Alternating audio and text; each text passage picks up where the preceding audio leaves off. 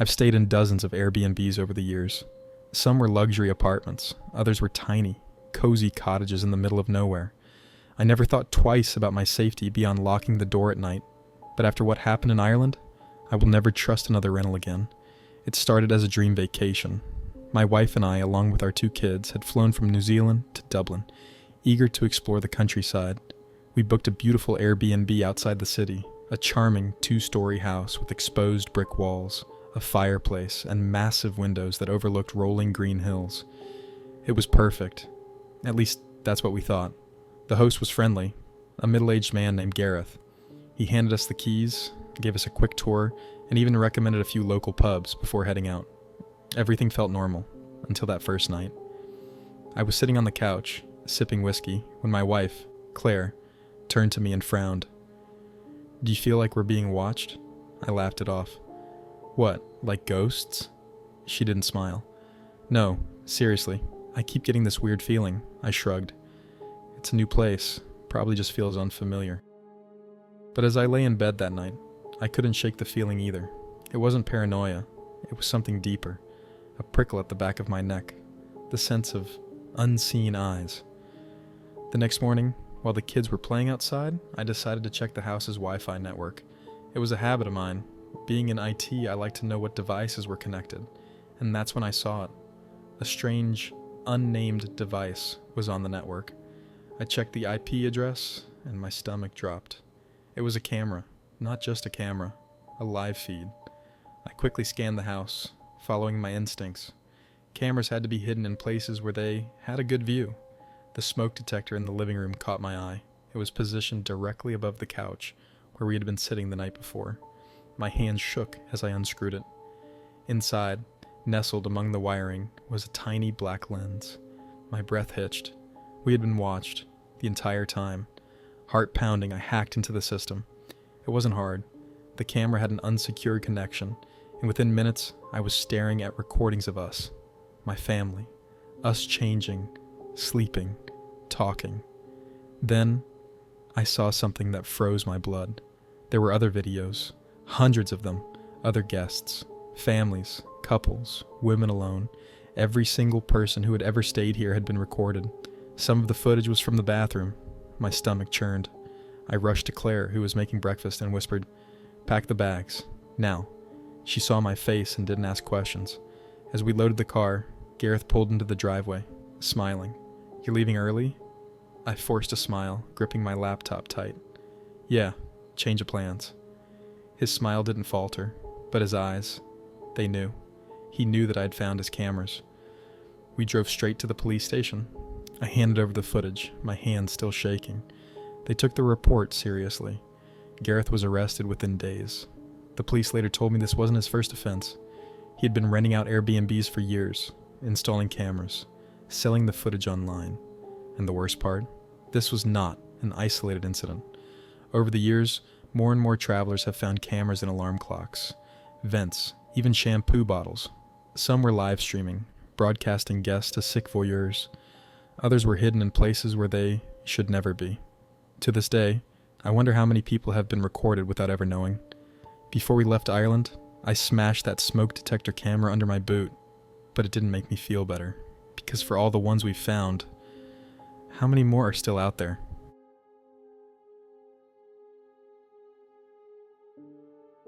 I booked the Airbnb in Los Angeles for a quiet, solo getaway.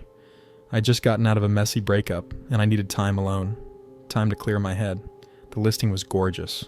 A modern, private guest house with sleek glass windows, a cozy patio, and 5-star reviews. It was in a quiet neighborhood, tucked away from the noise of the city. Exactly what I needed. When I arrived, the host, Greg, was already waiting in the driveway. He was tall, thin, maybe in his late 40s, with slicked back hair and a smile that didn't quite reach his eyes. "You must be Stacy," he said, handing me the keys. His handshake lingered a little too long. I shook it off. Maybe he was just friendly. Greg walked me through the place, explaining the Wi-Fi, the appliances, the security system. He was thorough, too thorough. He pointed out things that seemed unnecessary, mentioning that the bathroom mirror was newly installed, and that he had extra towels in the basement if I needed them. Then he said something that made me pause. "I live nearby," he said with a grin. "So, if you need anything at all, I'm always around." I smiled politely, even though something about his tone made my stomach twist. I didn't know then just how literal he meant that. The first night after unpacking, I settled onto the couch with a glass of wine.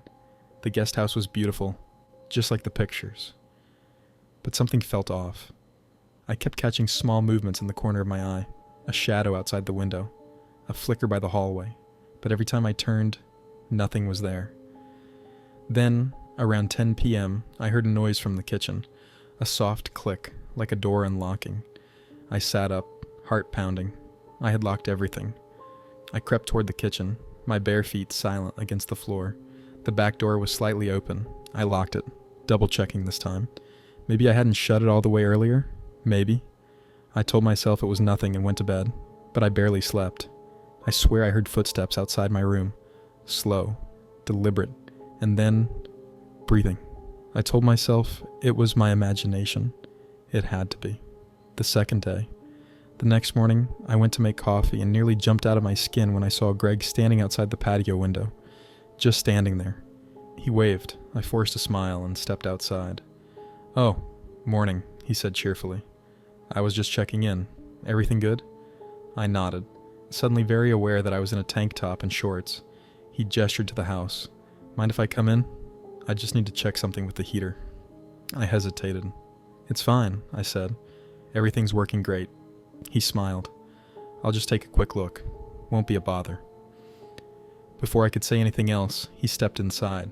I watched as he lingered in the hallway, glancing into my bedroom. "Looks cozy," he muttered. I crossed my arms. "Greg, I really don't need anything checked." He just laughed. "You're probably right. Just making sure my guests are comfortable."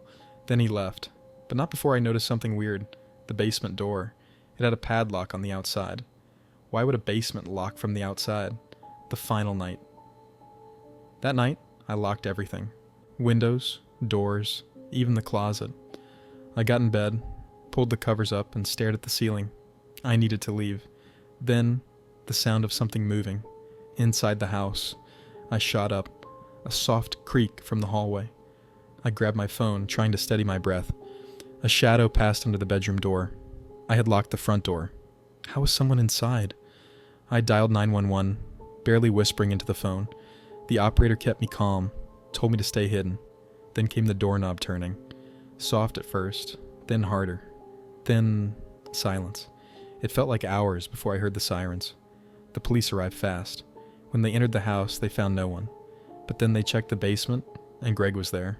He had a mattress, a mini fridge, and a laptop, with live feeds from hidden cameras inside the guest house, including one in my bedroom.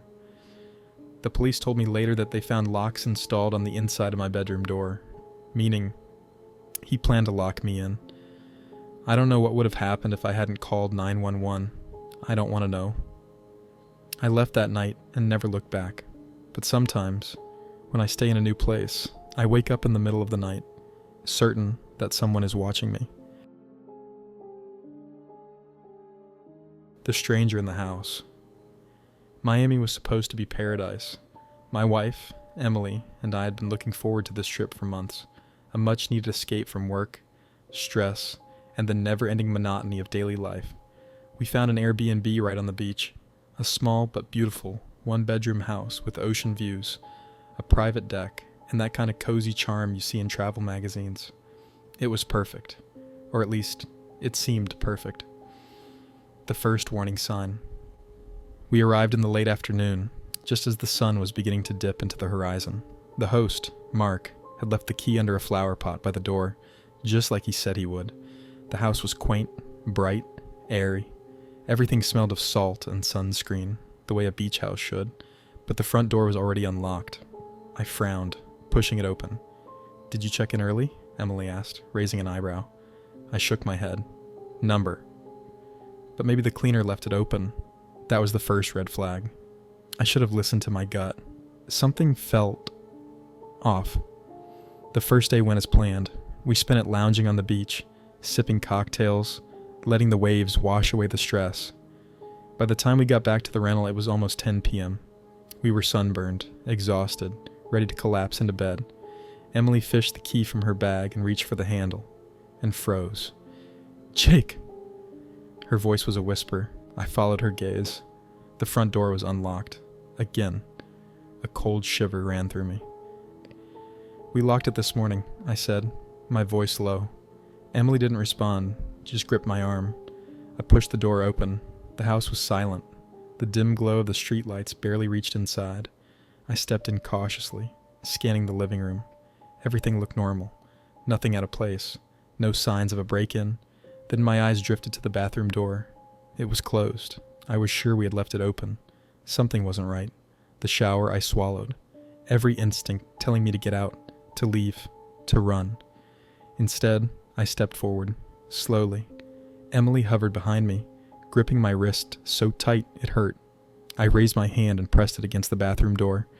It was cold. Then I pushed. The door creaked open an inch, then another, and that's when I saw him. A man, standing in the shower, fully clothed. His back was turned to us, his shoulders slightly hunched, his head tilted down, his hands hanging at his sides. He didn't move. He didn't flinch. He just stood there. Emily gasped, stumbling backward. My blood turned to ice. "Hey!" My voice came out sharper than I expected. The man didn't react, didn't even breathe. I took a shaky step forward. "Who the hell are you?" Still, no response. The air was thick, suffocating. The only sound was my own heartbeat hammering in my ears. Then, his fingers twitched. A single, almost imperceptible movement. Emily grabbed my arm, yanking me back. "Jake, we need to go. Now." She didn't have to tell me twice. We ran. The call to 911. Outside, I fumbled with my phone, my fingers trembling as I dialed 911. The dispatcher picked up immediately. There's a man in our Airbnb," I stammered. "In the shower. He won't move. He won't talk. I don't know how he got in." The operator asked for the address and assured me officers were on the way. Emily and I stood in the driveway, eyes locked on the house. The lights inside were still on. The front door was still open. But there was no movement, not even a shadow. Minutes later, flashing red and blue lights flooded the street. 2 officers approached the house with their hands on their holsters. One of them gestured for us to stay put while the other moved inside. We held our breath. A long, agonizing silence stretched between us. Then, one of the officers' voices rang out. "Sir, can you hear me?" Nothing. "Sir, I need you to step out of the shower." Still nothing. I gripped Emily's hand so tight it hurt. Then, after what felt like forever, the officer reappeared in the doorway. His face was pale, unreadable. "You need to see this," he muttered to his partner. We did not want to see it. The stranger's secret. Minutes later, the police escorted the man out of the house. He moved slowly, stiffly, as if in a trance. His clothes were damp, his eyes dull and unfocused. He didn't look at us, didn't acknowledge the flashing lights, the officers, the questions, nothing. Like he wasn't even there. He had no ID, no wallet, no belongings. When the officers asked him how he got in, where he came from, he didn't answer. He just stared at them. Then, a whisper. Didn't mean to scare them. His voice was hoarse, barely audible. "Then why were you there?" One of the officers pressed. A long silence. Then, in a voice so soft I almost didn't hear it. "It was my house first." A chill ran down my spine. The truth. The police searched the house. That's when they found the basement door latch was broken. The lock was cut. The Airbnb owner, Mark, arrived an hour later. He looked annoyed, not concerned. "Oh yeah," he said, scratching the back of his head. "I meant to mention that. We've had, some squatters before." I stared at him, disbelief flooding my veins. "You forgot to mention that?" I snapped. He just shrugged. The officers pulled me aside and explained that people had been breaking into vacant properties in the area for months. Some stayed for days, weeks, unnoticed. I didn't sleep that night. We left the next morning, cutting our trip short. To this day, I don't know who that man was, or how long he had been in the house before we arrived, but sometimes, when I close my eyes, I still see him, standing there, motionless, waiting.